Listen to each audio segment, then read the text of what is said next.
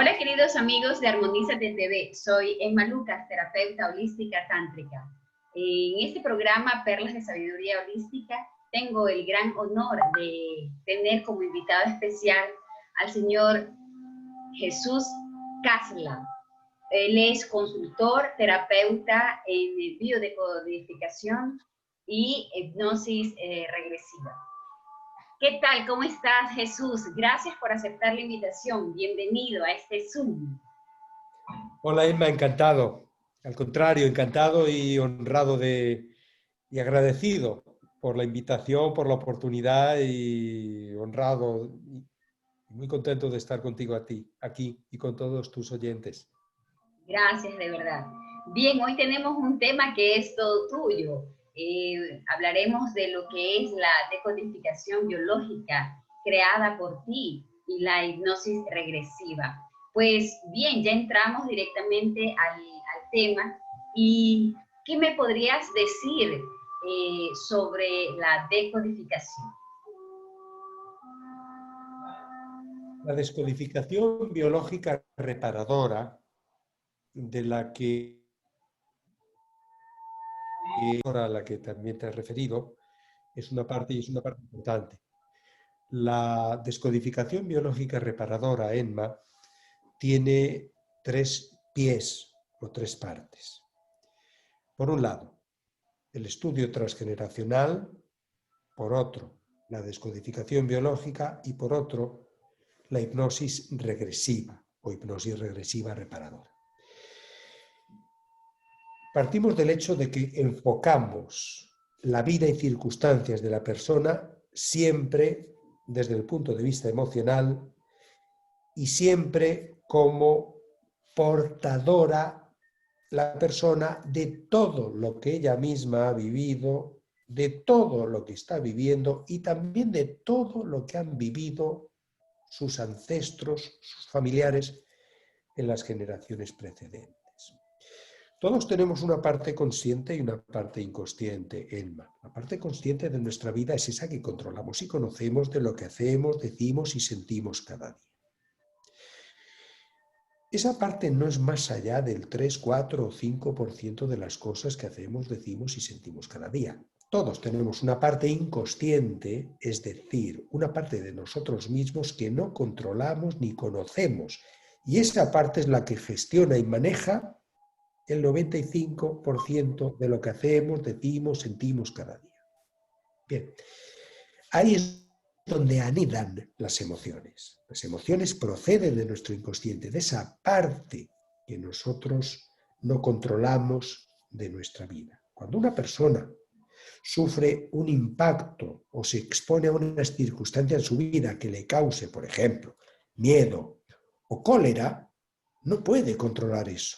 Eso tiene el efecto, te causa miedo, te causa una reacción colérica, porque las emociones proceden de nuestro inconsciente, de esa parte de nosotros mismos que no controlamos. Cuando hablamos de descodificación biológica reparadora, estamos hablando, como te decía, siempre de la parte emocional de cada uno de nosotros.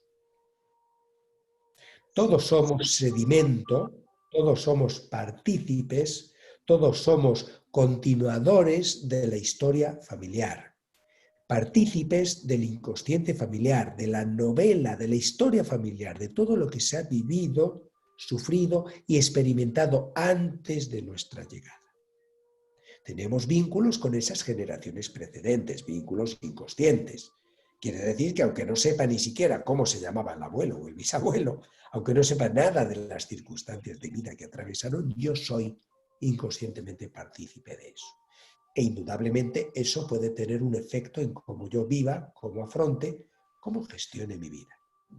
El estudio transgeneracional, que es la primera parte de la descodificación biológica reparadora, nos permite identificar y comprender con qué miembros de la familia, con qué antepasados, con uno o varios, tenemos vínculos transgeneracionales y cómo sean estos vínculos.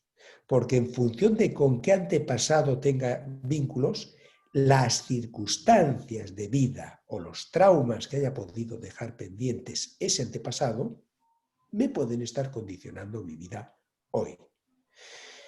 El inconsciente familiar tiene un propósito sagrado y supremo: garantizar a toda costa la continuidad y supervivencia del clan, del grupo, no del individuo. Por eso, cuando un miembro de la familia, en cualquiera que sean las circunstancias, sufre un trauma que no es capaz en ese momento de digerir, resolver, indudablemente el peso del trauma recibido le pertenece a él. Y mientras ese miembro de la familia siga en vida, a él le pertenece el peso del trauma y la responsabilidad de poder saldarlo, resolverlo. Pero si cuando ese protagonista del trauma llega al momento de su muerte, eso sigue como un trauma pendiente, algo que nunca fue resuelto, que probablemente se acabó convirtiendo en un no dicho, en un secreto familiar, algo de lo que no se hablaba, etcétera, etcétera. Si cuando el protagonista del trauma muere, eso sigue pendiente, como digo, el inconsciente familiar buscará o asignará a uno o varios miembros de la familia, de la misma generación del protagonista o de las tres sucesivas, la responsabilidad de resolver eso que el otro dejó pendiente. Esta es la transmisión transgeneracional. Se transmiten los traumas que van quedando pendientes. El inconsciente familiar busca que lo que no resolvió el protagonista lo pueda quizá resolver después otro miembro de la familia, de esa generación o de las sucesivas. La persona... Hola, nos perdimos. Hola. Ay, sí, a ver.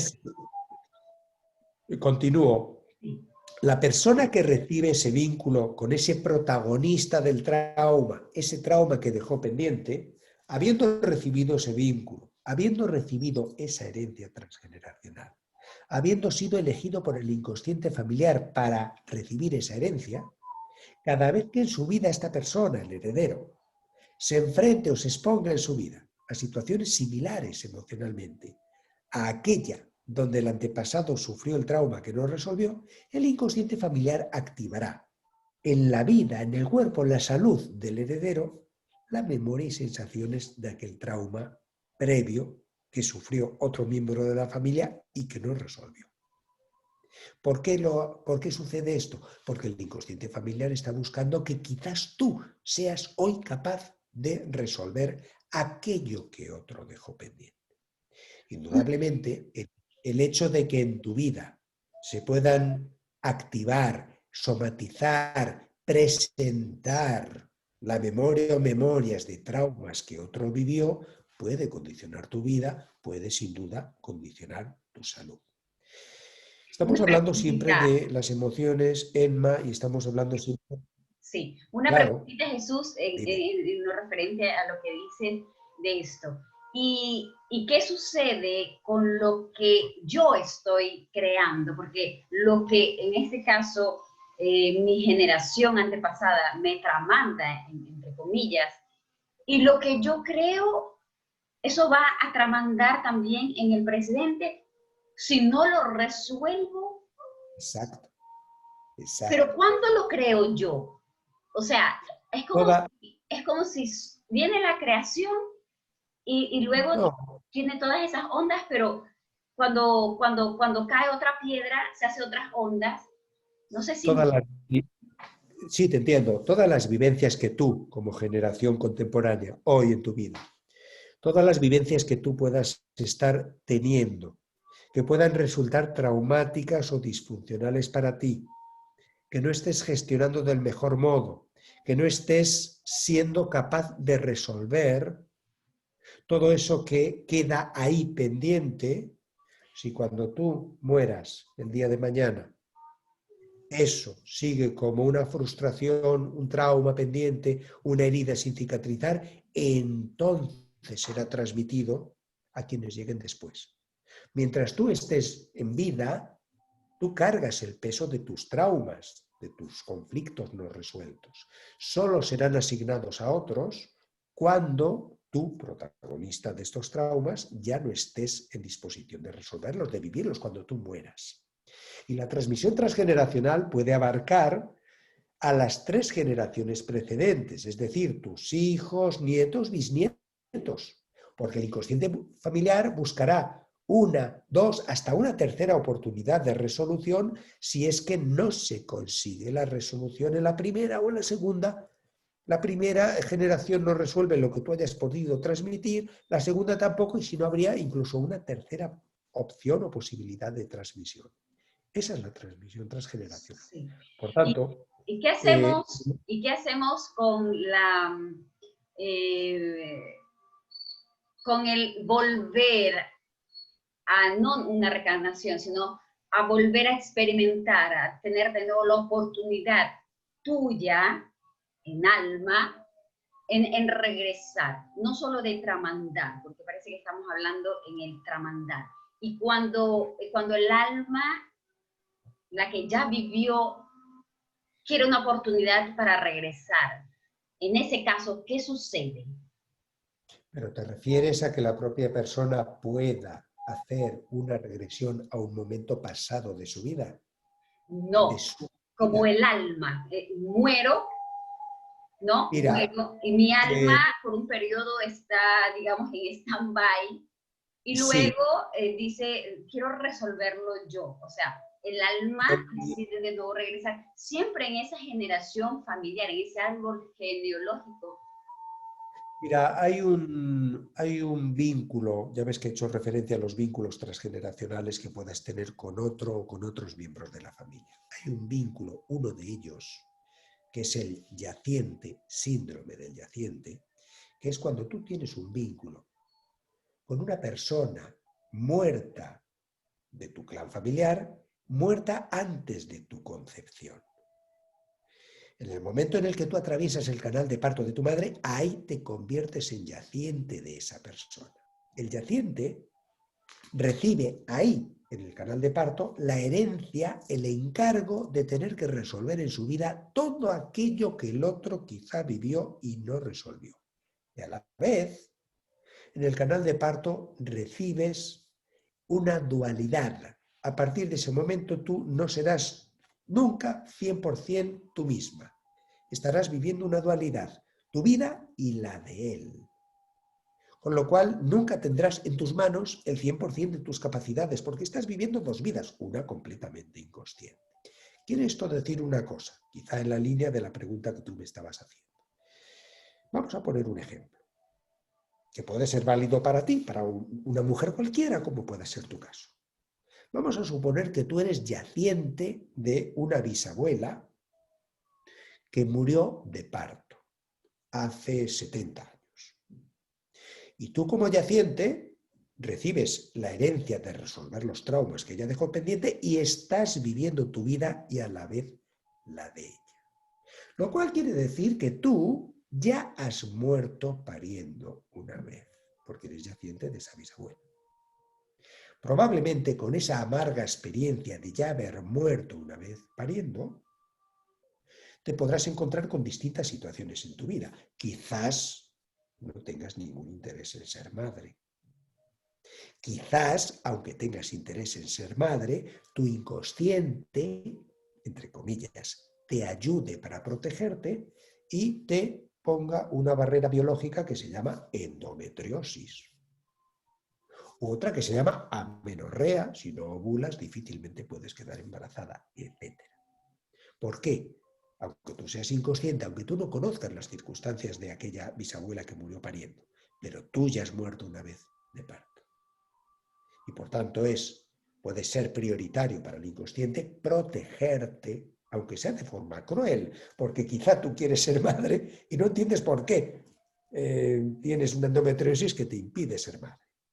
Pero hay una razón suprema, inconsciente familiar, en función de lo que ha sido vivido y sufrido previamente, que se impone. ¿Sí? Sí, sí, sí. Puedo entenderlo. Espero que nuestros seguidores, en este caso, no tienen ahorita la oportunidad de escribirnos, de hacer preguntas. Espero poder reconectarme contigo en otra ocasión porque te cuento que es bastante interesante y yo creo que en mucha inconsciencia tal vez estos temas no sean como buscados, porque el llamado no existe, pero en la conciencia, en ese despertar, en eso de buscar y que suceden cosas, puede ser de ayuda. Pero, como yo siempre digo, la semilla que se siembra, que se siembra en esos instantes, comunque en algún lugar siempre, ¿no? Habrá su crecimiento y de alguna manera estamos moviendo, aunque a esas personas o seres que nos escuchan y que probablemente se les haga fatigoso, pero está tan claro en un cierto punto aquello que es muy interesante. Yo siempre llamo a la duda, a dudar de todo lo que decimos, de todo lo mágico también, de lo que nos puede llevar los estudios científicos de nuestro ser, de nuestra historia, porque no podemos solamente creer ciertos parámetros religiosos, culturales, sino que también dudar de todo eso y de comenzar a buscar, en este caso, otras, Claro. ¿verdad? Otras en las que nos lleven esa paz interior, ese puede ser. Y en el puede ser vas a buscar más, y pues como todos los seres iluminados, los seres que inician también un camino, encontrarán lo que están buscando, porque no hay otra cosa que la resonancia. Mi querido Jesús, con el yacente, yo te quería preguntar algo.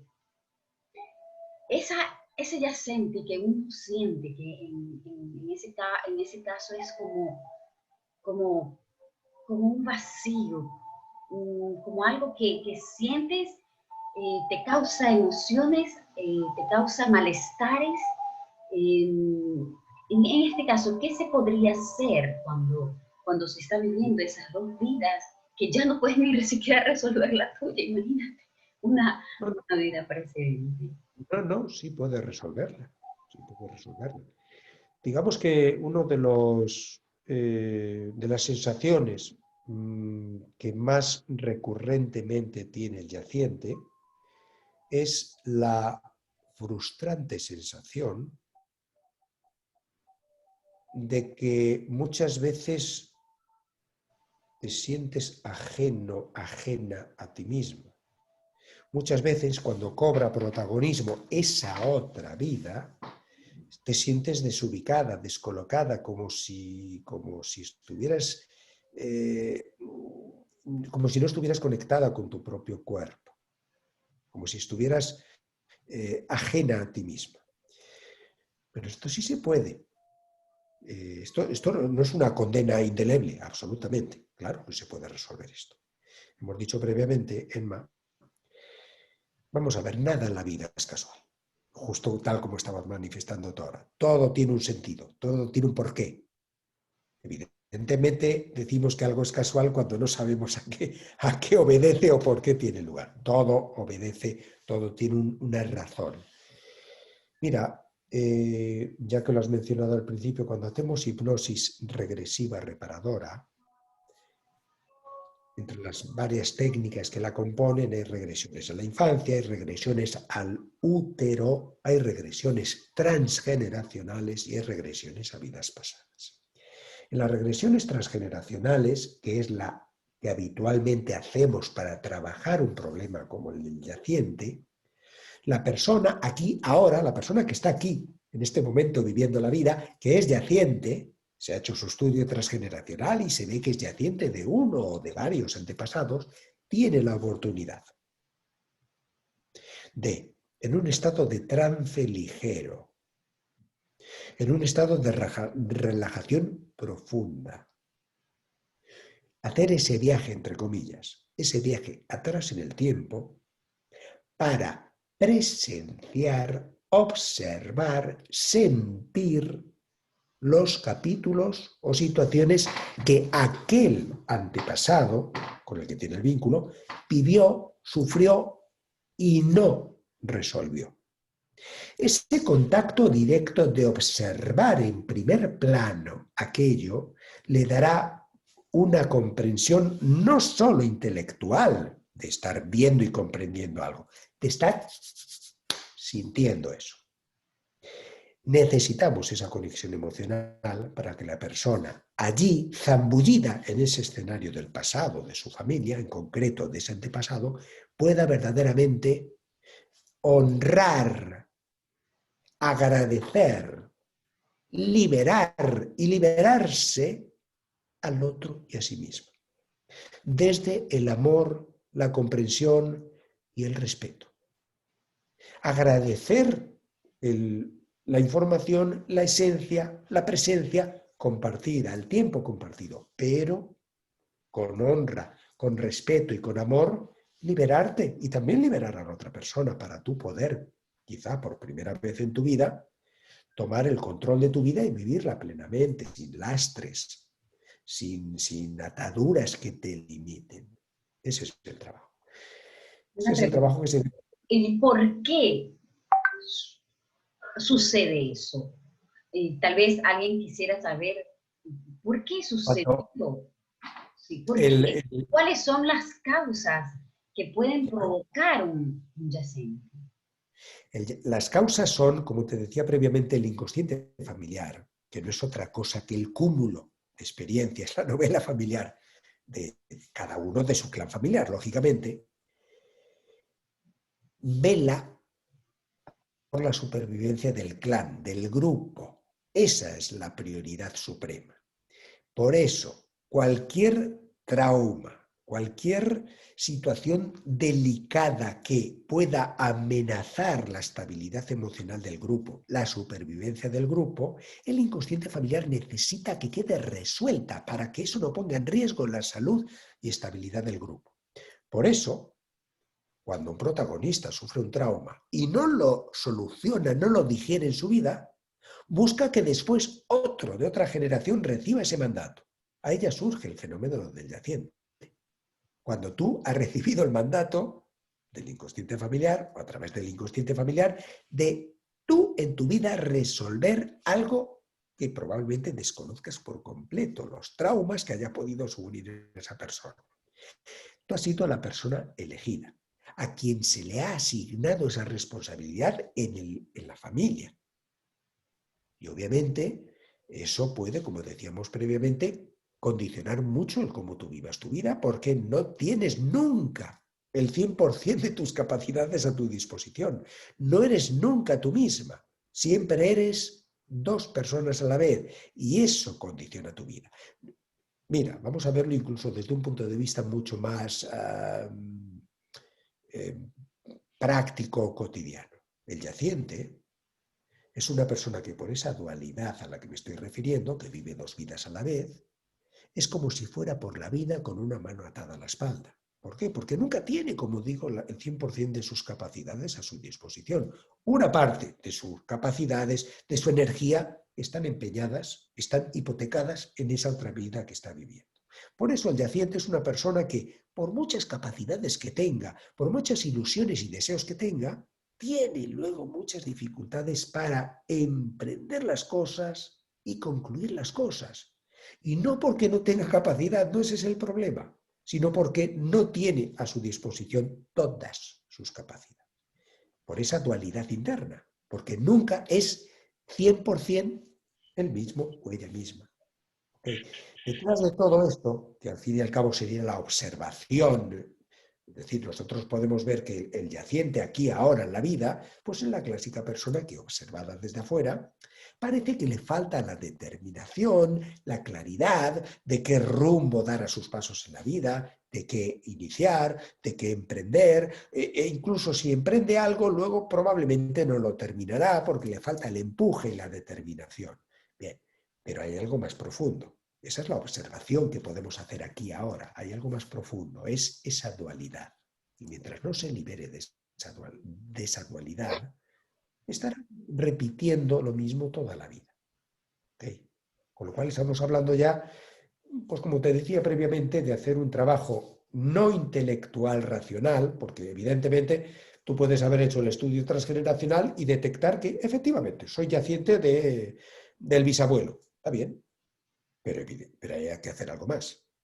si eso está depositado en tu inconsciente, si es ahí donde está ese designio, esa orden, ese mandato, esa herencia, tendrás que zambullirte en tu inconsciente, más concretamente en el inconsciente familiar, a la búsqueda de presenciar aquello y allí, en aquel escenario del ancestro, liberarle y liberarte con amor, con respeto, y que esta sensación, esta vivencia que haces en la regresión se instale en tu inconsciente, que quede registrado en tu inconsciente que ese capítulo de la historia familiar, que ese capítulo tuyo en suma, ha quedado definitivo, se le ha puesto el punto final. Porque si no, será un capítulo pendiente. Y mientras esté pendiente, no te liberarás por muchos esfuerzos que hagas, por muchas capacitaciones que adquieras, por mucha... Habrá algo siempre superior que te pondrá la zancadilla o que no te permitirá volar tan alto como podrías o como te gustaría o como mereces. Mira qué interesante todo esto que nos lleva, ¿no? Cada suceso de la vida, cada venimiento de la vida nos lleva comunque siempre a esa primitividad que podríamos decir que son nuestros ancestros. O sea, es lo que más o menos estoy entendiendo. Cualquier cosa que sea yaciente, el problema actual de la vida económica, social, personal, sentimental, emocional, todo esto común en el estudio te lleva hacia la base principal. No es solo en el presente, sí es eso, pero tiene una causa, tiene una causa, varias causas, en los cuales es necesario en este caso ir hacia la decodificación, ¿no? Hacia este estudio profundo, biológico, regresión, que nos permitirá ayudarnos a resolver en ese presente, en nuestra vida, en esta existencia, aquello que nos Claro. agobia. O sea, parece fácil, parece fácil. Tiene, Bien. como terapeuta, ¿cuánto tiempo uno lleva? Sé que no es, sería hasta estúpida la pregunta, pero una media. Mira, ¿te refieres la formación o la preparación? La preparación, la terapia que usas en este caso para ayudar, a Bueno, acompañar a la persona.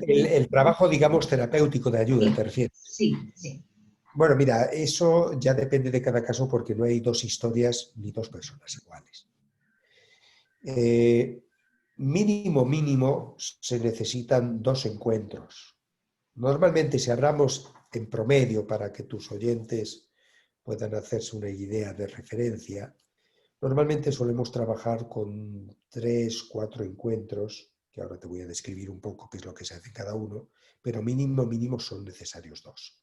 En el primero es donde tocamos los 2 primeros pies o bases de la descodificación biológica reparadora, que son estudio transgeneracional, para conocer la raíz profunda de la que tú eres portador o portadora, qué es lo que te precede, memoria transgeneracional de lo que ha ocurrido en las 3 generaciones precedentes que a ti te atañe, memoria uterina de lo que has absorbido, decidido, vivido y experimentado en esos meses que estuviste en el vientre materno, y memoria de la infancia, las huellas que ha dejado en ti ese ambiente familiar en el que creciste, ese rol paterno, materno, observado, etcétera, etcétera.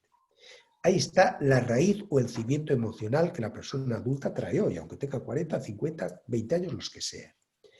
Bien, hacemos también en ese primer encuentro, la descodificación biológica, es decir, el análisis del síntoma o síntomas físicos o anímicos o de esas cosas que en la vida de la persona no van bien o siente que no fluyen adecuadamente. Con ese primer encuentro queda ya delineado el viaje o viajes atrás en el tiempo, hipnosis regresiva, donde tenemos que ir hacia atrás a la búsqueda de la raíz, a la búsqueda del momento en el que se sembró, se puso la semilla del problema que esté sufriendo la persona hoy. Por tanto, sin ese primer encuentro, la hipnosis regresiva perdería mucho sentido porque estaríamos haciendo un viaje incierto, sin saber lo que buscamos o sin saber dónde debemos ir. En cambio, con la descodificación biológica y estudio transgeneracional, la hipnosis regresiva luego será mucho más precisa. Por poner el mismo ejemplo del que estábamos hablando antes. Si lo que se pueda ver que está condicionando la vida y salud de la persona hoy, por seguir con el mismo ejemplo, es el síndrome del yaciente, y en el estudio transgeneracional ha quedado claro con quién o de quién es o eres yaciente, evidentemente la regresión será muy clara, una regresión transgeneracional a la búsqueda de vida y circunstancias de ese antepasado. Con lo cual es una búsqueda, entre comillas, dirigida, guiada. No es una búsqueda incierta de como tirar la caña de pescar y a ver qué es lo que sale. No es eso. Okay. Por tanto, por eso decía al principio que la descodificación biológica reparadora tiene 3 herramientas o tiene 3 fases: estudio transgeneracional para conocer la raíz, descodificación biológica para comprender las circunstancias emocionales actuales a las que se está exponiendo la persona, y la hipnosis regresiva para hacer ese viaje de desbloqueo emocional al pasado, donde quiera que se haya identificado en la primera consulta que está el origen del problema. Es un trabajo de desbloqueo emocional, no es un trabajo racional, intelectual. Cuando estamos hablando de estas cosas como el yaciente o cualquier otro trauma emocional que arrastras, eso está depositado en tu inconsciente. Y por tanto, de poco servirá que siendo yaciente, pues te veas 14 conferencias, te leas 7 libros y 14 artículos hablando del tema. ¿Sabrás mucho del yaciente? Claro que sí, enhorabuena, pero seguirás con los mismos condicionantes del yaciente, porque estás trabajando en el plano racional e intelectual. No es ahí donde se debe trabajar. Se debe ir un poquito más en profundidad a las emociones, a tu inconsciente, zambullirte ahí, ir y vivir a piel en primer plano eso, enfrentarlo, observarlo, liberarlo. Por tanto, es un trabajo de desbloqueo emocional. Tus terapias para las personas que se conectan y en este caso podrían ser, tú vives en España, se podría hacer online. Ahora, ¿cómo se trabaja a través de esto? O sea, si las personas, por ejemplo, en Ecuador, alguien quiere hacer una consulta contigo para la decodificación, ¿es necesario estar presente o se puede hacer a través, en este caso, de la web? No es necesario que sea presencial, no es necesario. Yo soy español, yo vivo en Madrid, hoy estoy en Madrid, en realidad vivo con un pie en Italia y con otro en Madrid, yo vivo en el Véneto y Lombardía, Milano, en Italia y también en Madrid, y hago el trabajo normalmente en 5 ciudades de Italia: Génova, Milán, Verona, Padova, Rovigo, y también en Madrid. Pero yo trabajo mucho, mucho con Hispanoamérica, con América Latina, desde Chile hasta Estados Unidos, ¿eh? Y lo hacemos por Skype, por Zoom. El trabajo se puede hacer igual. Incluso las regresiones se pueden hacer Leía online. algo de ti que decías, Desde un punto de vista. sí, que decías, no es necesario estar dormido o como en aquellos tiempos, ¿no? Que la psicología hacía ver para un tipo de ir hacia atrás. Tú lo dices, es despierto que se hace. Esto me llamó muchísimo la atención, te comento, porque A ver, real, es real. ¿Cómo puedes tú comunicar con alguien si no está despierto y hablándote, comunicándote? ¿Es así? hago una aclaración, si me permites, Emma. ¿Qué es y qué no es la hipnosis? Porque claro, partimos del hecho de que se tiene una visión distorsionada a menudo de lo que es la hipnosis. La hipnosis no tiene nada que ver con lo que todos hemos visto alguna vez en las películas o en los espectáculos de teatro. Allí se ve una persona que aparentemente está absolutamente sometida a lo que le pueda estar pidiendo el hipnólogo. Es decir, como si no tuviera control de nada. Bueno, eso es un show muy bonito, muy interesante, pero eso ni es hipnosis ni es cierto. La hipnosis es justo lo contrario de eso. La persona que está en hipnosis está hiperconsciente, es decir, con total y absoluto control de lo que pueda estar haciendo, diciendo, sintiendo. La persona que está en hipnosis está en un estado de relajación profunda, profundamente relajada. Esa relajación profunda le permite alejar de su mente en ese momento todo aquello que le pueda estar distrayendo, preocupando de su vida familiar, profesional, de lo que sea. Con todo eso lejos de su mente, en ese momento, la persona puede focalizar como si fuera un rayo láser el 100% de su capacidad de atención y observación en algo.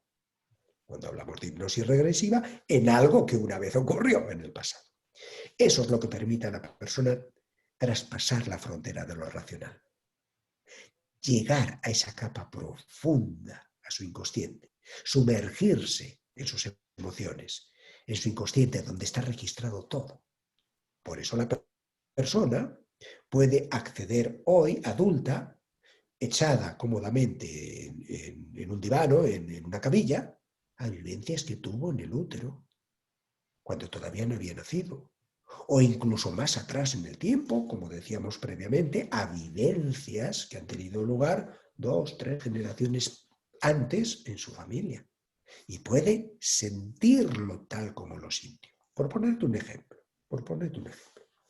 Si una persona, una mujer de 40 años hoy, hace una regresión a la infancia, cuando tenía 5 años, la mujer adulta de 40 años se mete en la piel de la niña de 5 y está en aquella situación de su infancia recordando, reviviendo y, sobre todo, sintiendo como sintió con 5 años.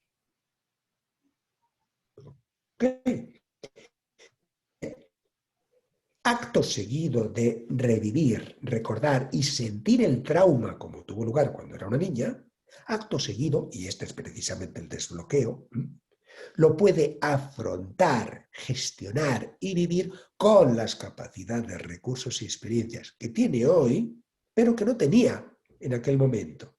Evidentemente, estas capacidades, recursos o experiencias que pone en práctica hoy son las que sirven para resignificar, cambiar la historia de aquel capítulo de su vida.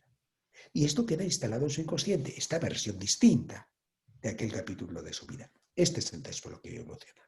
Evidentemente, de tu memoria no desaparecerá aquel trauma que tuviste cuando tenías 5 años, pero en tu inconsciente ha dejado de ser un lastre, ha dejado de ser un trauma pendiente, porque se ha instalado encima una versión distinta, una versión obviamente no disfuncional, no condicionante para ti. Has tenido la oportunidad de dar a la niña interior que siempre ha vivido en ti, que ha estado siempre llorando y nunca nadie la ha apaciguado, le has dado hoy la oportunidad de serenarse, de poder salir triunfante de aquel suceso. ¿Okay? Como decir, si en ese periodo, ¿no? que pasó, no teníamos esa conciencia, ¿no? No teníamos esa observación de lo que tenemos ahora, darnos, o sea, tenemos a través de esto, darnos la posibilidad de ir a amar, de ir a sanar, o sea, esto me parece bastante hermoso, aunque porque en ciertas terapias que hago con lo que son masajes y meditaciones, sobre todo en el campo biológico, en este caso el mar, que hacemos la sumersión como si entráramos al útero de nuevo a través del agua fuente, el agua, el mar, el océano, entramos y es como si en ese instante hay mucha conmoción en ese momento con mis clientes y todo. Ahora lo tengo más claro, porque hay cosas en las cuales te vienen donadas, no te vienen explicadas, pero las haces lo que te ha sido donado, pero ahora siento que a través de lo que tú me has dicho, eh, tiene una fuerza, tiene una lógica, porque es necesario a la psique darle también lo suyo. Y sobre todo, tiene esa magnífica y maravillosa paz que te hace entrar en eso. Y creo que en este caso tus métodos se han beneficiosos para muchas personas que no es que solamente están en el yaciente, porque muchas veces siento que en una familia una puede estar en el yaciente, pero las causas son prácticamente iguales. Te puedo decir un ejemplo. Eh, la enfermedad de los celos, si se podría llamar, ¿no? Que viene tramandada y es excesiva. Puede suceder a mi prima que no esté viviendo un yaciente, como puede sucederle a una tía, como puede sucederle a mi hermana, o sea, a los que estamos en ese momento, en esa presencia, que tal vez ellas no sienten el yaciente, pero sienten esa enfermedad, como quien dice, esa emoción cargada que viene tramandada de alguna bisnona o de la abuela, perdón, en italiano bisabuela o abuela, ¿no? Vamos a ver, cuando en una familia, por ejemplo, con este mismo ejemplo que tú estabas diciendo, se repite que hay varias mujeres que tienen un problema palpable de celos. ¿Okay? Que los celos, al fin y al cabo, no es otra cosa que inseguridad, tus miedos, que te llevan a ese afán de tratar de supervisar, vigilar o controlar al otro. Bien, vamos a hacer una lectura transgeneracional que es la que habitualmente suele estar detrás de eso. Porque que en una familia haya una mujer celosa, bueno, pero cuando esto ya se repite y hay varias, ya sí tenemos que tener muy en cuenta el posible origen transgeneracional de esto. Si en la familia, en las generaciones precedentes, ha habido mujeres que han sido traicionadas por sus hombres, adulterios, han sido dejadas por sus hombres, han sido, bueno, traicionadas, engañadas, pues ¿cómo no va a existir en el inconsciente familiar del que esas mujeres son partícipes una desconfianza hacia los hombres o sus hombres? Y tú eres portadora de eso, tú eres sedimento de eso. No serás capaz de explicarlo con palabras porque esto pertenece a tu inconsciente, pero eres portadora de eso. Te pongo otro ejemplo que podría ser de memoria uterina, no ya transgeneracional, sino memoria uterina. Vamos a imaginar que durante tu gestación, en cualquiera de las fases de tu gestación, tu mamá, o no hablo en segunda persona, la mujer que está embarazada tiene la certeza o sospecha de que su compañero o marido la está engañando. Sospecha o certeza. El feto que se encuentra en ese vientre materno, en esa conexión simbiótica con la madre, es decir, que sabe, siente, sufre, recibe lo mismo que la madre, a la vez que la madre, desconociendo las circunstancias exteriores, pero comparte todo con la madre, lo que capta es el rechazo y la desconfianza hacia el macho. De modo que si lo que nace después por ahí de esa mujer es una niña, probablemente tiene ya el sello impreso de no fiarse mucho de los hombres. Por eso que ya ha recibido, vivido, experimentado cuando estaba todavía en el útero materno. Si en cambio en el útero de esa madre, de esa mujer, había un feto varón que formaba parte de la madre cazando al macho, no a él, sino al marido, por la sospecha o certeza de adulterio, el feto varón que forma parte de la madre se pone del lado de la madre porque necesita a la madre para sobrevivir, forma parte de ella, la necesita absolutamente. Y probablemente ha entendido en ese momento que no debe después manifestar su hombría, su virilidad, su masculinidad. Y esto puede traducirse después en disfunción eréctil o cualquier otra anomalía por el estilo, o llevar una vida de celibato. Pero disfunción eréctil, ¿para qué? Para no hacer sufrir a mi madre como una vez la hicieron sufrir. Porque no me debo permitir mostrar mi masculinidad. Estoy en lealtad a aquello que interpreté o recibí de mi madre cuando yo estaba todavía dentro de ella y fui partícipe de su dolor, de su sufrimiento. Por eso digo, siempre tenemos la posibilidad, Emma, de profundizar en el máximo detalle en el análisis y comprensión de circunstancias que tienen todo sentido. Claro que la celosía, en italiano me sale también a mí, los celos, perdón, la celosía, los celos. Claro que los celos, cuando se repiten varios casos en una familia, a la hora de hacer el estudio transgeneracional es crucial. Bueno, ¿y qué vida de pareja han tenido las mujeres antes de ti? ¿Qué vida de pareja tuvieron las abuelas, bisabuelas, las tías? ¿Qué es lo que se ha vivido ahí? ¿Cómo ha sido la relación? Si ha habido hombres que escaparon, hombres que desaparecieron, hombres que no estuvieron a la altura de lo que se esperaba de ellos, hombres que eran ausentes pero tenían vidas paralelas con otras por ahí. Eso es muy importante.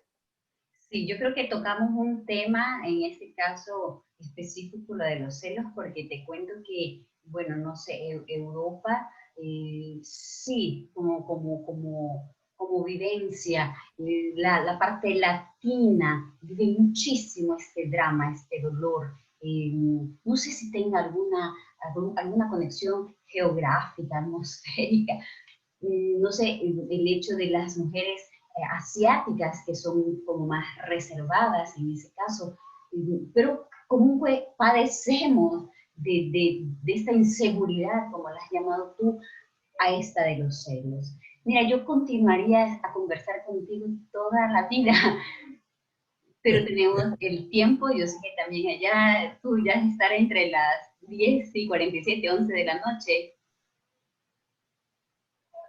Sí, no hay problema. No, sí, Emma. Si me escuchas, como que se paraliza un poquito la videoconferencia. Sí, Emma, te Sí, escucho, te sí. escucho, Entonces, te escucho. sí, ¿qué opinas del Dime. factor geográfico en este caso?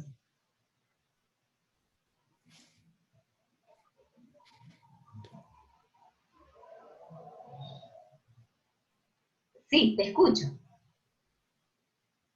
Dime, te escucho, ahora sí te escucho. Sí, Dime, sobre el Emma. hecho de la parte que se vive más el drama en Latinoamérica, en los países más calientes probablemente, se podría decir, cuanto sea diferente en la parte asiática, por culturas, no sé. ¿Tiene que ver esto también?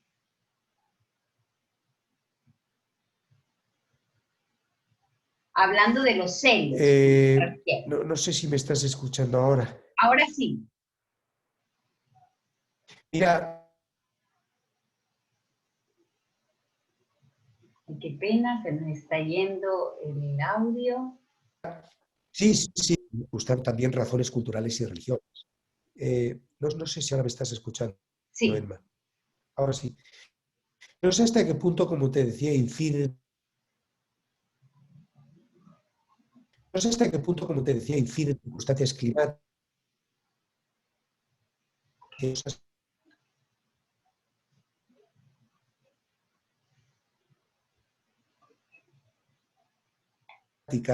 religiosas, culturales, públicamente o no.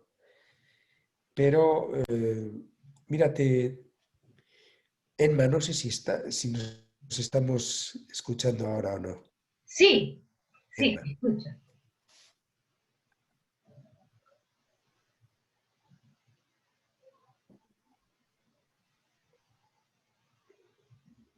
Se va el audio, regresa el audio, está un poquito como que el internet está dejando el máximo. Ahí tú me escuchas.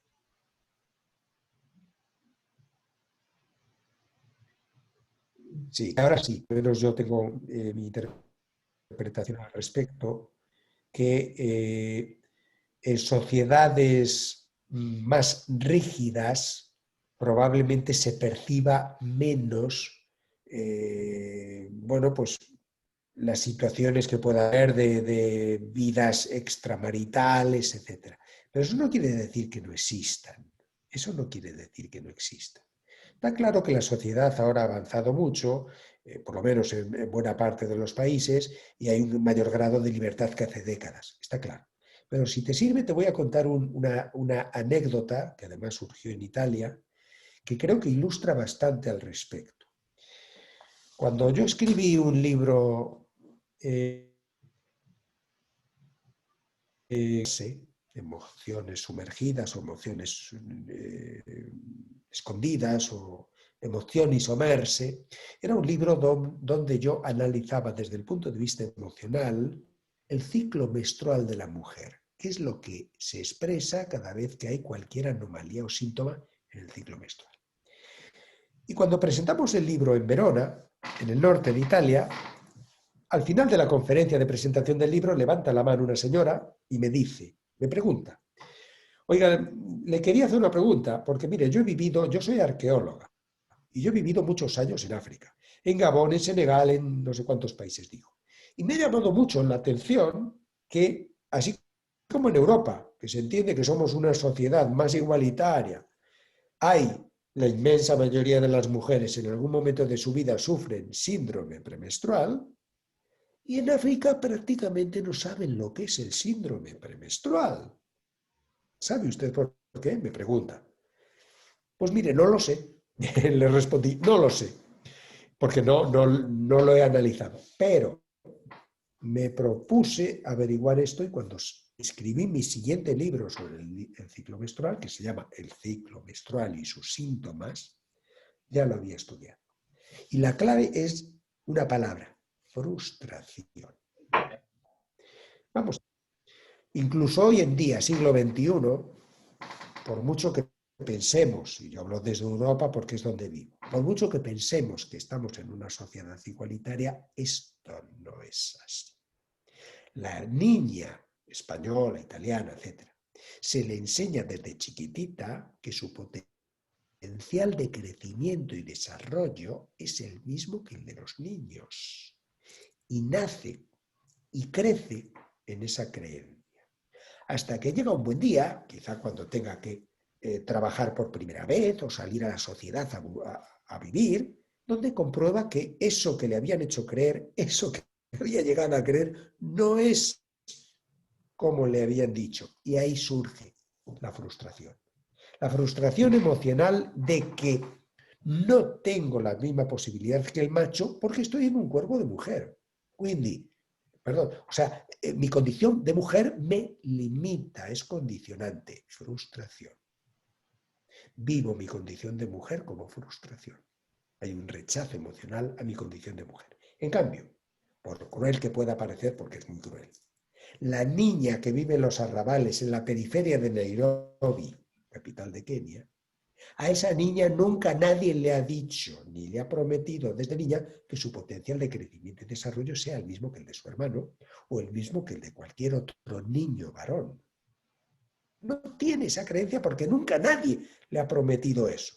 Es cruel, ya lo sé, pero no surgirá nunca la frustración porque no hay unas expectativas defraudadas. Es cruel. Probablemente esa niña está, entre comillas, condenada a parir y amamantar hijos y vivir como una ama de casa. No, es cruel, pero no tendrá la frustración porque nunca nadie le dijo, este es tu potencial de crecimiento y desarrollo, como mujer, como profesional, y luego se va a frustrar porque no llega a ello. ¿Sí se comprende la diferencia? Entonces, a veces, y lo digo yo que hablamos aquí desde Europa, nos pensamos que somos referentes para tantas cosas, pero no es tan bonito como a veces se piensa. Ya sé que la sociedad actual, siglo XXI, por lo menos aquí en Europa, es bastante más igualitaria que quizás hace 100 años, pero no tanto como pensamos. O no tanto todavía como pensamos o como nos gustaría. Hay todavía un fuerte componente de frustración. Y eso se ve. Es decir, Sería por un determinado condicionamiento cultural, religioso, que en ese caso el abandono, o sea, el crecer libremente en lo que es la naturaleza, en lo que son menos los recursos en ciertas zonas que conocemos de nuestro hermano continente África, que podría ser una oportunidad, podría para ellos verlo nosotros en ese punto de vista más libre, cuanto en una ciudad, cuanto en un país más desarrollado, sea condicionamientos y que nos llevan a esos parámetros, como cuando le ponen esos tapa ojos de los caballos, que los ponen así para que no se asusten y no puedan ver de otra parte. Entonces como que nos pusieran también a nosotros, nos condicionan, y ahí viene la frustración, porque no se logra, como dices tú, realizar aquello que nos han dicho. Es importantísimo, creo esto, mi querido Jesús, porque aunque para el crecimiento, nosotras madres, nosotros padres, ayudar a nuestros hijos a desarrollarlos más autónomos, no solamente con el hecho de que hagan las cosas, sobre todo que piensen por sí mismos y que se desarrollen en su sentir, sin condicionarlos, esto sí, esto no, esto es bueno, esto es justo, esto no. Claro. Sí, porque al fin y al cabo los padres, con la mejor de las voluntades, está claro, con la mejor intención, pero tendemos a guiar en exceso los pasos de los hijos. Y muchas veces les conducimos a una vida de frustración porque, entre comillas, les condenamos a vivir una vida para de alguna manera diluir nuestras frustraciones, para que nuestros hijos puedan hacer lo que nos hubiera gustado hacer y nosotros no pudimos. Está muy bien, la intención es buena, pero le estás robando al hijo la posibilidad de elegir su vida. Y eso a la larga es condicionante. El hombre moderno vive alejado de su esencia, vive alejado del medio natural en el que debería estar. Vivimos tan obcecados en el corto plazo y en lo material que no escuchamos a nuestras emociones, a nuestro sentir profundo. Y ese es un drama, porque vivimos en el cortoplacismo, vivimos en el hedonismo, vivimos en dar satisfacción aquí, ahora, de forma banal. Es algo muy... Es muy triste, pero siempre creo que el poder, si uno no puede cambiar el mundo, y eso parece evidente, sí por lo menos trata de ser ejemplo, quien viva de acuerdo a eso, ser ejemplo para otro, porque eso puede desencadenar un efecto dominó, y aunque sea piano, piano, lentamente, que pueda la avalancha crecer. Pero sí es cierto que el ser humano moderno está muy desenfocado, excesivamente enfocado en el cortoplacismo y en el bienestar material. Y es muy triste, porque desde luego hay muchas otras cosas bastante más enriquecedoras y bastante más profundas que te otorgarían una calidad de vida infinitamente superior. El estar en equilibrio contigo mismo, amarte, sentirte, escucharte, respetarte. Y eso no pasa por tener la última versión del iPhone, y eso no pasa por tener una maravillosa tarjeta American Express en el bolsillo, y eso no pasa por tantas y tantas y tantas otras cosas que no son, son absolutamente prescindibles, o deberían ser. Así es, mi querido Jesús, palabras sabias, perlas, te podrían decir.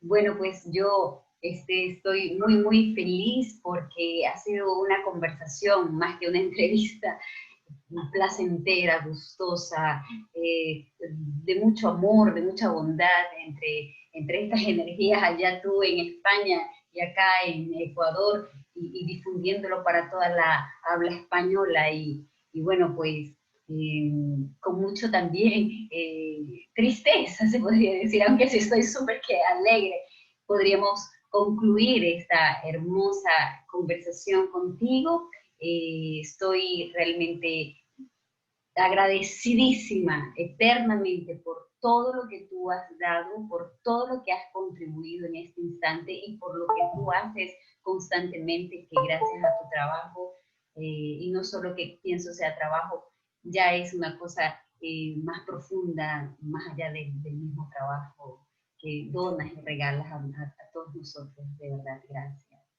Yo te agradezco infinitamente, me he sentido muy cómodo. Verdaderamente me has hecho sentir muy cómodo y ha sido un placer cada minuto que he compartido contigo. quedo siempre a tu disposición y bueno, espero que nos volvamos a encontrar y ya sabes dónde me tienes y con placer, con gusto, cada minuto que podamos compartir, cada minuto que podamos charlar o entrevista, llámale como quieras. Para mí ha sido una charla y además muy satisfactoria, pues será para mí un enorme placer. Muchísimas gracias, de verdad. Te saludo con un grande namaste profundo desde mi ser y con todo el amor que se pueden donar así, aunque si uno no se conoce o hace parte de la familia, pero así es el amor no es otra cosa que el donarse, aceptarse y intercambiar. Muchas veces no se dice, ay, solo amo a mi hijo, mi madre, cuánto ínfimo y pequeñito se siente en ese caso solo de creer amar eso cuando se puede expandir el amor a través de energías, pensamientos, palabras, acciones, intenciones del amor. Gracias, Jesús. Yo Gracias. invito a todos mis amigos a conectarse el próximo sábado para la próxima entrevista y pues cualquier información que ustedes necesiten saber de Jesús. Jesús, ¿nos puedes dar alguna información donde te podemos encontrar? Sé que tienes en las redes sociales, basta meter Jesús Casla y te encontramos. Jesús Casla en Facebook, Jesús Casla, en YouTube, Jesús Casla, en internet, www.jesuscasla.com. Bueno, yo creo que si ponen Jesús Casla, que Sí. ya ves que tengo un nombre un tanto particular y el apellido es también un poco raro, no sé si habrá otro Jesús Casla por ahí, pero bueno, será probable que salga yo, si ponen Jesús Casla. Así es, así es. Sé que no ha sido un caso haberte buscado y encontrado, ha sido un llamado, lo llamo así, y pues un grande honor, de verdad. Soy muy feliz de haber tenido esta conversación y de haberte encontrado en mi vida. Namaste. Igualmente. Hasta pronto, Emma. Encantado. Gracias a todos, nos vemos pronto.